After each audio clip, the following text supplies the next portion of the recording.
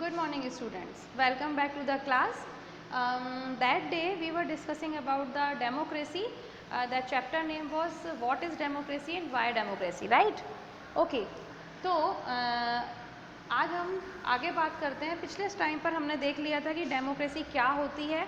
Actually democracy हमने पढ़ा था कि कोई छोटा सा वर्ड नहीं है जो एक लाइन में डिफाइन हो जाता है। There are actually 6-7 rules, particular rules हैं और हर रूल को फॉलो करने वाला देश ही असल डेमोक्रेटिक कंट्री कहलाता है, रियल डेमोक्रेटिक कंट्री कहलाता है। और अगर उन रूल्स में से एक रूल भी वायोलेट होता है या फॉलो नहीं किया जाता है then it will become a fake और डिफेक्टिव डेमोक्रेसी। फाइन, तो ये हमने पढ़ लिया था और हमने कुछ एग्जाम्पल्स भी देखे थे कि कुछ कंट्रीज़ किस तरह से एक डिफेक्टिव डेमोक्रेसी को शो करती हैं। तो अब हम पढ़ेंगे कि second part is why democracy. What is democracy you have completed. The second part is why democracy. तो वाई डेमोक्रेसी में हम कुछ चीज़ें पढ़ेंगे आपकी बुक में जो भी दिया गया है। तो open your book at the page number 153। और इसके अलावा एक और बात मैंने जब कहा था कि जितना मैं यहाँ पे एक्सप्लेन कर देती हूँ उतना आपको वापस से रीड करना होगा बुक में। If the student actually want to get the subject and get the chapter then you have to follow me.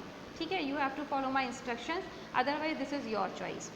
ठीक, तो देखिए पेज नंबर 153 पे आप बुक खोलो। इसमें हमने देखा कि वाई डेमोक्रेसी में दिया गया है कि कुछ पॉइंट जो हम डिस्कस करेंगे। Why do we need a rule over us, what are the kinds of rules, which rule is better than others, arguments against democracy and in the favor of democracy. So there are 5 points which are described here. अच्छा, तो सबसे पहले जो point है वो है कि why do we need a rule over us. Very simple.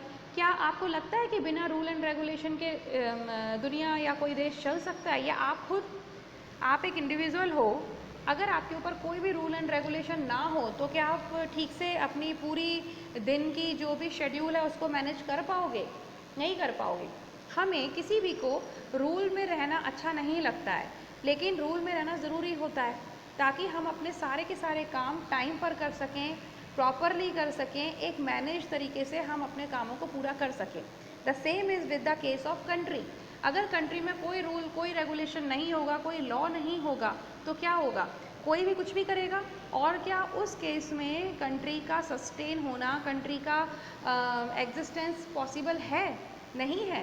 क्यों? अगर कोई रूल एंड रेगुलेशन नहीं होगा तो कोई भी आके अटैक कर सकता है, या फिर लोग आपस में ही लड़ते रहेंगे। किसी का कोई मर्डर कर दे, आज मैं नेता बन जाऊँ, कल तुम प्रधानमंत्री बनने के लिए आ जाओ, तो ऐसा नहीं हो सकता है। That is not possible. लेकिन एक और बात इम्पॉर्टेंट होती है वो ये कि जब रूल्स दिए जाते हैं तो राइट्स भी दिए जाते हैं।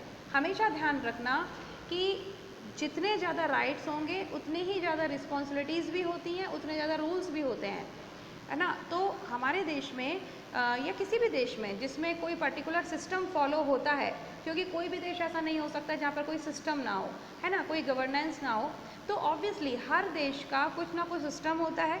उस सिस्टम में कुछ रूल्स भी होते हैं और कुछ राइट्स भी होते हैं। हम हमारे देश की अगर बात करेंगे तो this is a democratic country, और हमारे देश में भी आपने लास्ट ईयर पढ़ा होगा कॉन्स्टिट्यूशन में कि हमारे देश में भी कॉन्स्टिट्यूशन में काफ़ी सारे रूल्स एंड रेगुलेशंस प्रोवाइड किए गए हैं और साथ साथ काफ़ी सारे राइट्स भी प्रोवाइड किए गए हैं सिटीजन्स के लिए। Fine, so we can say that to run a country properly in a managed and arranged form, it is very essential to have some rules and regulations over the country, plus some rights are also important to be provided. और ये जो rights होते हैं वो भी सभी citizens को होते हैं और रूल्स एंड रेगुलेशंस होते हैं वो भी सभी सिटीजन्स के लिए होते हैं। कोई फ़र्क नहीं पड़ता कि कोई कास्ट है कि क्या है, ये सब आप पढ़ चुके हो पिछले साल तक। ठीक है, अभी हम पढ़ रहे थे जो हमने देखा कि रूल क्यों ज़रूरी है, तो ये आपको समझ में आ गया कि किसी भी इंडिविजुअल हो, चाहे हम किसी इंडिविजुअल की बात करते हो, चाहे हम स्टेट लेवल की बात करते हो, चाहे हम कंट्री लेवल की बात करते हो, चाहे हम इस वर्ल्ड लेवल की बात करते हैं, हर जगह rules and regulations are very important in order to run the system properly. That is it. ठीक है, अब सेकंड जो पॉइंट है वो पॉइंट है कि what are the kinds of rules. तो देखो, पहला तो इसमें जो ये वाला पार्ट हम कर चुके हैं, वाई डेमोक्रेसी में जो था वो हमने देखा।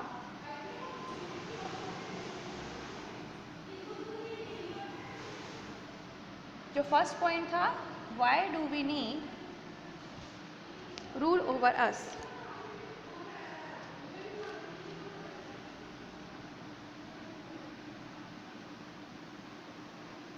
ठीक है, तो ये आपको क्लियर हो गया। सेकेंड पॉइंट है kinds of rules. How many kinds और व्हाट काइंड्स ऑफ रूल्स जो होते हैं वो चलते हैं इस दुनिया के अंदर।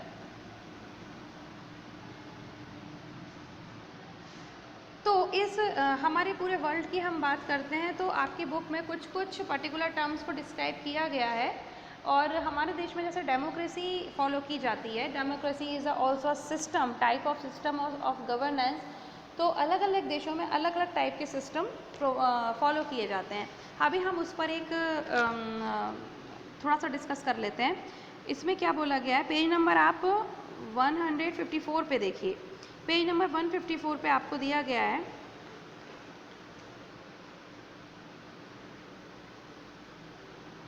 पहला है anarchy, aristocracy, bureaucracy, democracy, monarchy, dictatorship and theocracy.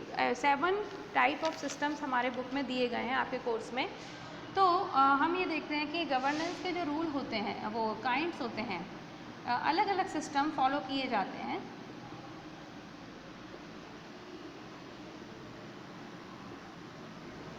इसमें फर्स्ट जो दिया गया है वो है एनार्ची। अभी इन सारे टर्म्स को हम बहुत ब्रीफली समझ लेते हैं एक बारी। एनार्ची का मतलब होता है absence of any particular system. बहुत सारी कंट्रीज़ ऐसी थी, पहले भी बहुत सारी जगहों पर ऐसा फॉलो होता था कि लोग बाग अपना खुद रूल बनाया करते थे, वहाँ पे कोई गवर्नमेंट नहीं होती थी।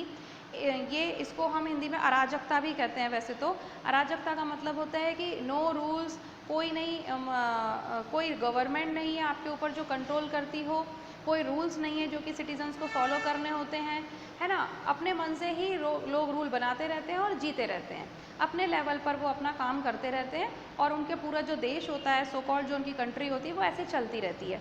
इस तरीके की चीज़ें भी इस दुनिया में पाई जाती हैं और हमें बहुत दूर जाने की ज़रूरत नहीं है।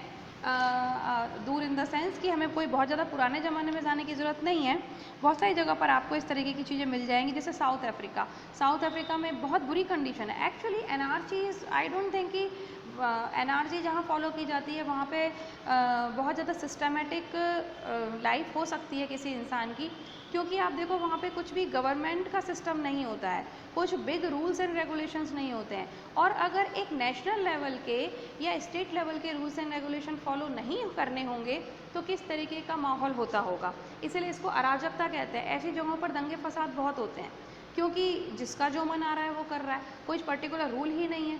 आज कुछ रूल है, 4 दिन बाद कुछ रूल और हो जाएगा, जो आसपास पावरफुल होगा वो अपने मन से रूल बनाएगा। तो बहुत सारी चीज़ें ऐसी होती हैं। तो एनआरसी में a state of disorder due to the absence or non recognition of authority और अदर कंट्रोलिंग सिस्टम। कोई भी कंट्रोलिंग सिस्टम नहीं होता है, कोई भी अथॉरिटी नहीं होती है। जो भी पावरफुल लोग होते हैं या जो पावर में होता है बंदा या कुछ ग्रुप जो पावरफुल होता है, उसके पास कोई अथॉरिटी नहीं होती है, कोई रिकॉग्निशन नहीं होता है। रिकॉग्निशन का मतलब होता है मान्यता प्राप्त होना। मतलब अगर किसी चीज़ की कोई ऑथेंटिसिटी होना, तो ऐसे में कोई ऑथेंटिसिटी नहीं होती है, ठीक है। कोई गवर्निंग बॉडी नहीं होती है, कोई सेंट्रल रूल नहीं होता है, यही मैंने आपको बताया। यहाँ पर आए दिन के दंगे फसाद होते रहते हैं, मर्डर्स होते रहते हैं, है ना। क्यों? क्योंकि वहाँ पर कोई सेंट्रल रूल तो है ही नहीं, कोई कंट्रोलिंग बॉडी है ही नहीं। तो इस तरीके की जो एनआरसी सिस्टम होता है, this is the system of governance. This type of system of governance is found in various countries like Singapore, Serbia, south Africa, ठीक है। सेकंड होता है एरिस्टोक्रेसी। एरिस्टोक्रेसी क्या होता है?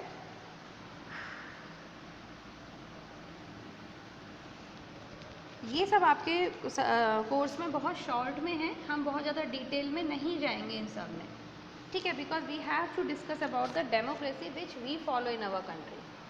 एरिस्टोक्रेसी में क्या होता है? नोबल पर्सन्स की गवर्नमेंट होती है। जैसे आपने कभी देखा होगा ना, ये ब्रिटेन में वो महारानी होती है ना। तो इस तरीके से कि जो नोबल पर्सन्स होते हैं, जो शाही खानदान होते हैं, जिनके राजे रजवाड़े जो लोग होते हैं, उन लोगों का रूल चलता रहता है। वहाँ पे कोई इलेक्शंस जैसी कोई चीज़ नहीं होती है। डेमोक्रेसी बहुत डिफरेंट और बहुत अच्छी चीज़ है, वो अलग हम पढ़ेंगे।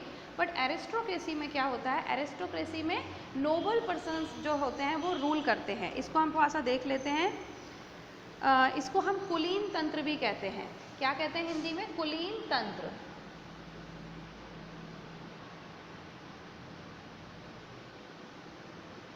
ठीक है। और इसको जो होता है, ये एनार्ची तो प्रॉपर क्या कहलाती है? शासनहीनता। कोई शासन नहीं है यहाँ पे, सबकी अपनी मनमर्जी। ठीक है।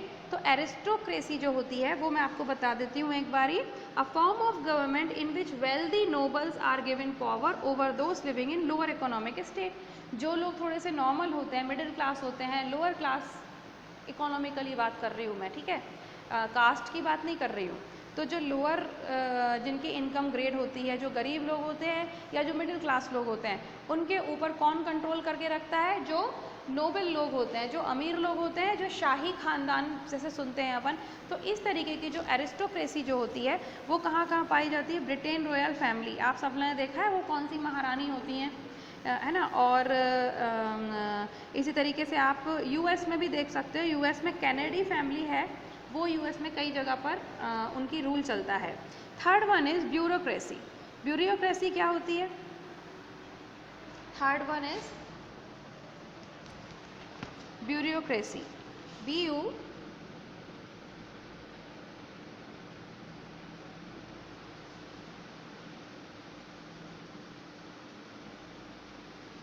इसको हम हिंदी में कहते हैं क्या? नौकरशाही। ये जो सिस्टम है गवर्नेंस का,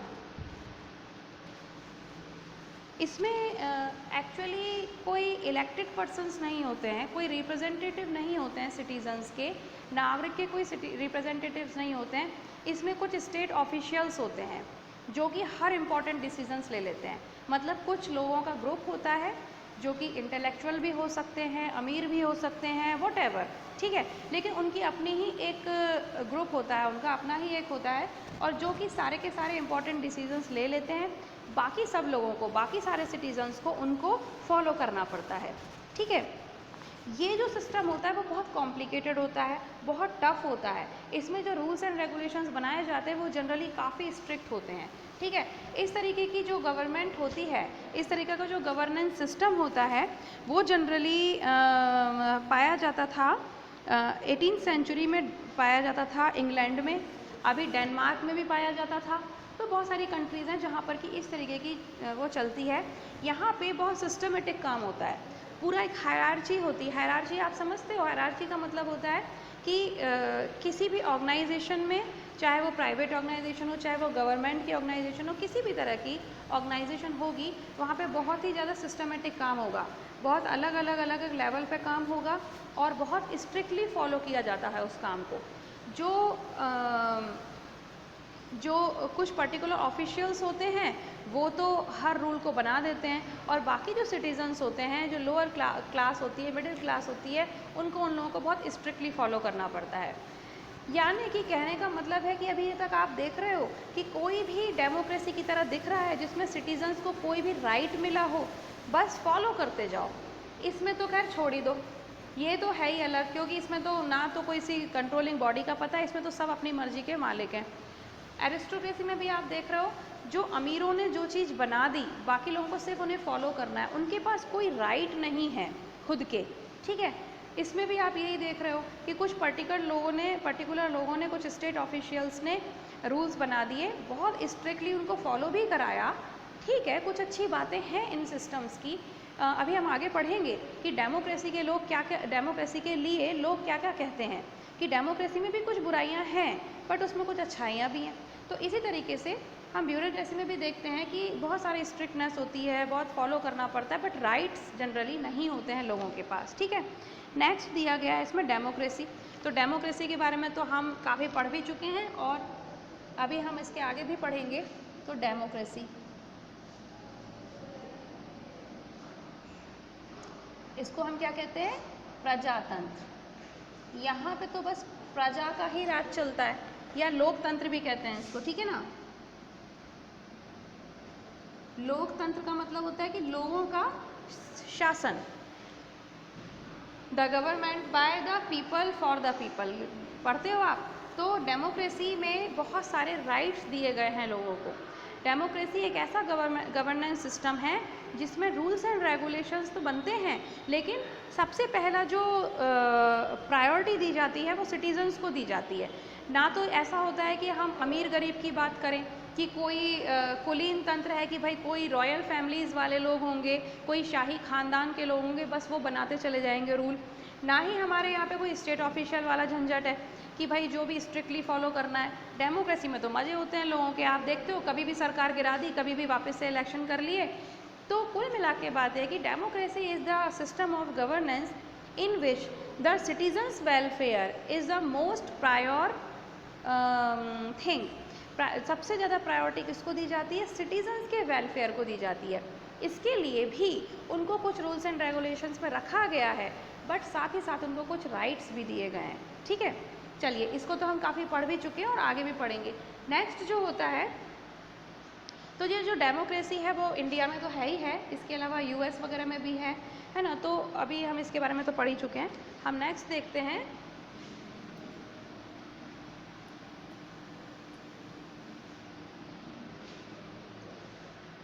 नेक्स्ट आ जाता है आपका मोनार्ची, ठीक है। मोनार्ची भी जानते होंगे, राजा का बेटा राजा, ठीक है ना। अब इसमें भी यही है,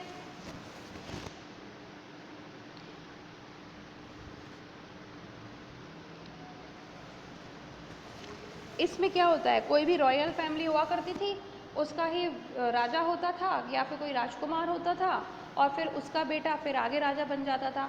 इसमें भी कहीं राइट नहीं है, क्योंकि इसमें भी सिर्फ रूल्स ही हैं। अब एक बात बताओ, एक राजा तो अच्छा हो गया मान लो, लेकिन अगर उसका जो आगे आने वाली जो जनरेशन है और वो राजा, उसका बेटा जो बनेगा राजा, अगर वो अच्छा नहीं है, वो ठीक से देश को नहीं संभाल पा रहा है, तो किसको सफ़र करना पड़ता था? सिर्फ सिटीजन्स को सफ़र करना पड़ता था। कई बार होता था ऐसे, जब हमारे देश में भी डेमोक्रेसी नहीं थी, यहाँ पर भी लगभग मोनार्ची ही चला करती थी।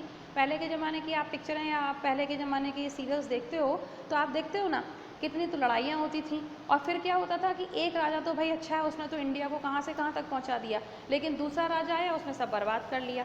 फिर कभी मुगल्स ने अटैक कर दिया, कभी ब्रिटिश ने अटैक कर दिया और हार गए। This was the main reason, क्योंकि हमारे यहाँ पे कोई सिस्टम ही ठीक से नहीं था। छोटे छोटे से अलग अलग स्टेट थे, सब अपने अपने राजा हुआ करते थे अपने अपने स्टेट के। और कोई राजा तो जब आप हिस्ट्री में पढ़ते हो तो आप देखोगे कुछ कुछ डिनेस्टीज़ तो कितनी शानदार थी कि उन्होंने इंडिया को इधर से लेके उधर तक पूरा इतना बड़ा राष्ट्र बना रखा था। लेकिन कुछ कुछ डिनेस्टीज़ के जो किंग्स थे वो इतने वीक थे, इतने बेकार थे, इतने इनकैपेबल थे कि उनके ऊपर कोई भी अटैक कर देता तो वो हार जाते थे। So this was a disadvantage of monarchy, है ना। तो ये वही था कि अभी भी कुछ देशों में पाई जाती है मोनार्ची, जैसे कि अभी भी आप देखते हो कि नेपाल में भी था अभी, और क्या कहते हैं, भूटान में है, कंबोडिया में है, बहुत सारे अलग अलग टाइप के देश हैं जिनमें ये मोनार्ची पाई जाती है। इसके बाद हम देखते हैं डिक्टेटरशिप। डिक्टेटरशिप भी आपको अच्छे से पता होगी, आपने काफ़ी नाम सुना होगा। डिक्टेटरशिप का नाम आते ही सबसे पहले जो नाम आता है हमारे ध्यान में वो है मिस्टर एडोल्फ हिटलर, होता है। और भी बहुत से हुए हैं, लेकिन हिटलर तो बहुत ही फेमस है, क्योंकि हम बोलते हुए कि हिटलर मत समझो भाई अपने आप को, है ना। तो नेक्स्ट जो दिया है इट इज़ डिक्टेटरशिप।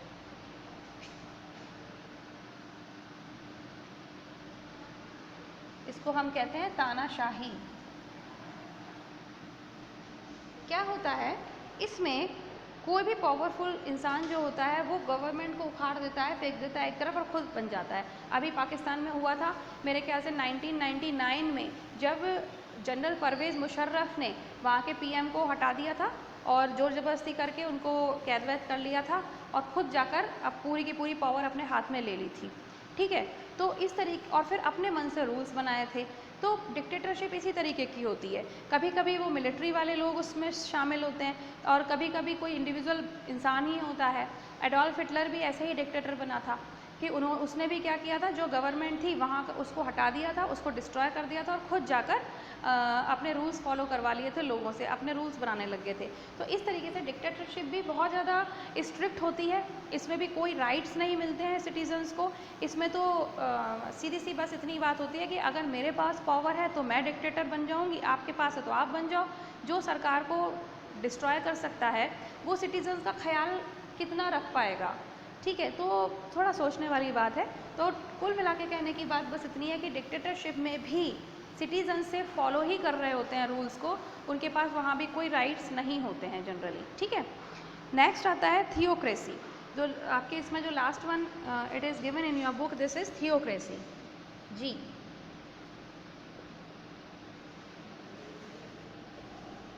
थियोक्रेसी का होता है, इसको हम ऐसे समझ सकते हैं कि जहाँ पर रिलीजियस लॉज चलते हैं ज़्यादा। जैसे कि अभी आप देख सकते हो यहाँ तालिबान में भी ऐसा कोई गवर्नमेंट सिस्टम नहीं है, ठीक है। वहाँ पर हर बात में अल्लाह ये कहते हैं, ऐसा कहते हैं, वैसा कहते हैं। कुछ शायद इस्लामिक पंथ को फॉलो करने वाले जो लोग होते हैं वो रिलीजियस लेवल पर रूल्स बताते रहते हैं और लोगों को उस हिसाब से चलना होता है, बहुत ही स्ट्रिक्ट होते हैं। शायद ईरान में भी थियोक्रेसी है और भी बहुत सारी जगह पर हैं। इसमें क्या मेनली वही होता है कि इसमें रिलीजन बहुत इम्पॉर्टेंट होता है। रिलीजन में रिलीजियस जो पीपल होते हैं, जैसे कि पादरी होते हैं, पंडित होते हैं, है ना, मौलवी होते हैं, इन लोगों को माना जाता है कि they are the representative of God himself, और इसीलिए इन लोगों ने जो रूल्स बनाए हैं वो भगवान के रूल्स हैं और हमें उनको मानना चाहिए, ठीक है। तो थियोक्रेसी एक is a type of governance system in which the religious representatives make the rule and run the country.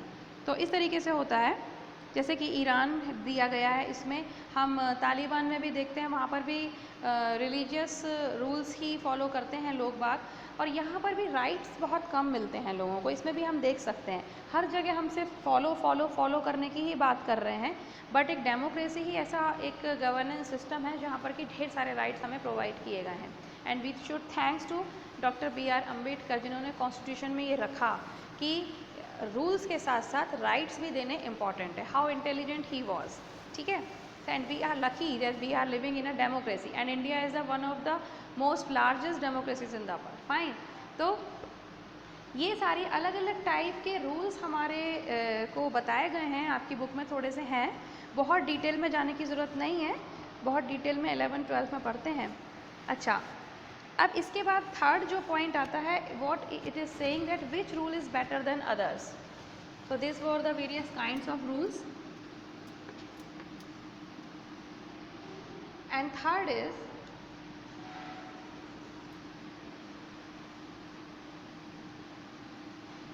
which rule is better। तो देख सकते हैं हम बहुत डिटेल में नहीं भी पढ़ रहे हैं, but you can have an idea, आप खुद भी एक आइडिया लगा सकते हो कि democracy I think is far better. हालांकि डेमोक्रेसी भी की अपनी भी कुछ लिमिटेशंस हैं इसकी भी, बट स्टिल सबसे बड़ी बात होती है कि यहाँ हमें राइट्स प्रोवाइड किए गए हैं, हमें सिर्फ रूल्स को फॉलो नहीं करना है मजबूरी में। हम यहाँ तो कितनी सारी फ्रीडम है कि हम अपनी बात को कह सकते हैं। हमारे को कोई भी, हम किसी भी कास्ट को, किसी भी रिलीजन को, कुछ भी अगर बिलोंग कर रहे हैं और अगर हम एक डेमोक्रेसी के सिटीज़न हैं तो हमारे पास इतनी राइट है कि हम कभी भी जाकर कोर्ट का दरवाज़ा खटखटा सकते हैं, कभी भी हम गवर्नमेंट को शेक कर सकते हैं कि भाई नहीं, हम आपकी इस बात से एग्री नहीं हैं। और आपको पता है किसी भी इंसान के लिए सबसे ज़्यादा इम्पॉर्टेंट होता है उसका right of freedom, right of freedom, क्योंकि उसको अपनी बातें कह। और एक और बात हमेशा ध्यान रखना कि हम कुछ भी कर लें, जब तक हम अपने अंदर फ्रीडम फील नहीं करेंगे तब तक हम डेवलप कर ही नहीं सकते हैं। और आपको एक और बात बता दूं, इंडिया में बहुत अलग अलग टाइप की चीज़ें पाई जाती हैं, लोग भी अलग अलग मिलते हैं, करप्शन भी है यहाँ पे, बट स्टिल आपको एक बात पता है, जितनी तेज़ी से इंडिया के लोग किसी भी बात को पिकअप करते हैं, कैप्चर कर लेते हैं, और जगह नहीं मिलता इतना आसानी से। अभी हमारे देश के लोगों को देखो, सारे विदेशों में पाए जा सकते हैं, लेकिन बाकी देश के लोग इतने ज़्यादा नहीं फैले होते हैं कि कहीं कहीं पर जाकर रह रहे हैं। बहुत सारे देशों में तो लोगों को अभी भी इंग्लिश ही नहीं समझ आती है। मतलब अगर हम कहते हैं English is a global language, but जितना अच्छा इंडिया का उसके ऊपर कैप्चरिंग है वो बाकी देश के लोगों की इतनी अच्छी नहीं है। ठीक है, तो बहुत सारी चीज़ें हैं ऐसी, हम और भी आगे पढ़ेंगे। तो विच रूल इज़ बेटर, तो हम देख सकते हैं कि दैट रूल इज़ बेटर, हम उस रूल को बेटर कह सकते हैं जिसमें कुछ अधिकार तो दिए जाएं कम से कम।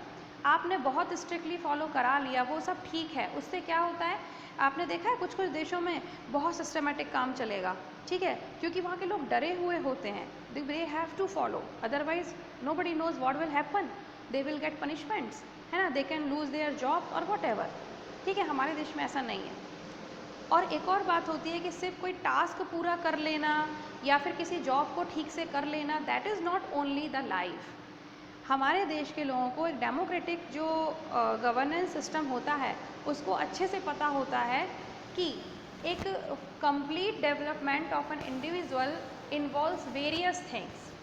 ठीक है, और एक लेवल तक डिसिप्लिन ज़रूरी है, लेकिन मतलब ओवर डिसिप्लिन करना किसी को तो वो उसकी डेवलपमेंट को हैम्पर कर देगा, उसको ख़त्म करेगा, उसको डिस्ट्रॉय करेगा। और जब एक इंडिविजुअल अगर डिस्ट्रॉय होगा तो पूरी कंट्री भी डिस्ट्रॉय होगी, है ना। तो ये चीज़ एक डेमोक्रेटिक गवर्नेंस के सिस्टम में अच्छे से पहचानी गई है। And perhaps that is why the Indian constitution या फिर जो इंडिया के जो लोग थे उस वक्त, उन्होंने डेमोक्रेसी को फॉलो करना ज़्यादा अच्छा समझा था। अब डेमोक्रेसी के लिए भी बहुत सारे नेगेटिव जो पॉइंट्स हैं वो क्या क्या हैं और इसकी पॉजिटिव पॉइंट्स क्या क्या हैं ये भी अपन पढ़ेंगे। और हम मेरे ख्याल से कल हम इस चैप्टर को कंप्लीट कर लेंगे, है ना, ज़्यादा बड़ा चैप्टर नहीं है। And you will get the PDF कल तक मिल जाएगी, कल नहीं तो परसों तक आपको मिल जाएगी PDF भी। So this was your chapter for today, it is enough. तो हमने क्या देखा कि डेमोक्रेसी क्या है ये तो हम पढ़ ही चुके थे। वाई डेमोक्रेसी में हमने फ़िलहाल ये देखा है कि हमारे को एक रूल की ज़रूरत क्यों होती है और अलग अलग किस किस तरीके की गवर्नेंस सिस्टम देशों में पाई जाती हैं, और हमें ऐसा फील होता है कि डेमोक्रेसी इज़ फार बेटर। अब हम कल बाकी पढ़ते हैं, तब तक कीप स्टडिंग। जितना पढ़ाया है उसको रीड करना, आपको अच्छे से चैप्टर समझ में आएगा। This is the only way to get the chapter completely fine. So keep studying, we will meet tomorrow. Bye bye.